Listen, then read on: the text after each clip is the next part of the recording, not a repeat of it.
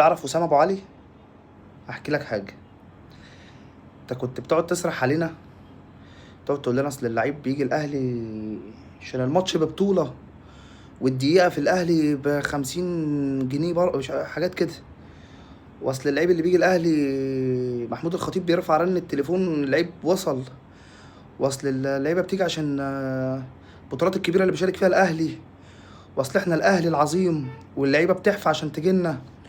وساعه واحده يا رمضان يا صبحي لو لو ما ردتش علينا عن الاهلي رفع بيان لوسام عشان ما يبيعوش، عشان يخوف اللاعب اداهم هوا. اللاعب في الاخر رايح قطر، دوري ضعيف، دوري رمضاني ملوش لازمه. رايح فرقه مش هتنافس على اي حاجه، ما بتعملش اي حاجه. الحقيقه ان انت مش نادي كبير. الحقيقه ان انت لعيبه بتجيلك عشان فلوسك. فلما راح الريان راح عشان الفلوس. حمدي فتحي هرب منك، راح عشان الفلوس.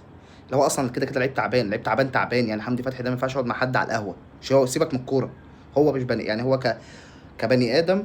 هو اكرم توفيق لعيب لا يفقه شيء عن كره القدم. هرب منك وهرب من الاهلي والبطولات وكاس العالم والبطولات الكبيره وافريقيا عشان الفلوس. انت اللعيبه بتجيلك عشان الفلوس. انت لعيبه مش منتميه ليك. انت مش نادي كبير زي ما انت اعلامك ضحك عليك وانت ضحك على جمهورك. انت معاك فلوس لان انت مغسله كبيره في مصر بيتغسل فيها اموال.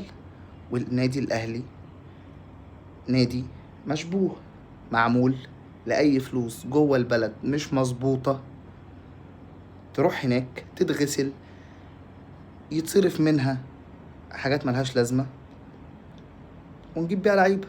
فانت مش نادي كبير. انت لعيبه بتجيلك عشان انت معاك فلوس. الفلوس اللي هي مصدرها ايه؟ اللي هي مصدرها كله شمال. الفلوس اللي هي مصدرها ايه؟ الفلوس اللي هي مصدرها كلنا عارفينه.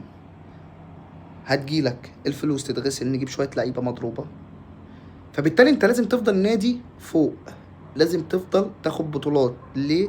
عشان نفضل نغسل جوه منك، عشان نفضل نعمل فروع، عشان نفضل ندفع في لعيبه نص مليار. تريزيجيه، زيزو، امام عاشور. نفضل ندفع في لعيبه ارقام خزعبليه. فينفع النادي ده يقع؟ هنغسل فين؟ ما هو النادي ده معمول عشان يبقى مغسله. النادي مينفعش يقع، فلازم يفضل فوق، فلازم ياخد بطولات، فلازم اللائحة تتغير، فلازم ال6 بونت اللي بيتخصموا بيبقوا 3 بونت، فلازم اللعيبة اللي تتأيد براحتها، ما يبقاش في حاجة تعوقهم.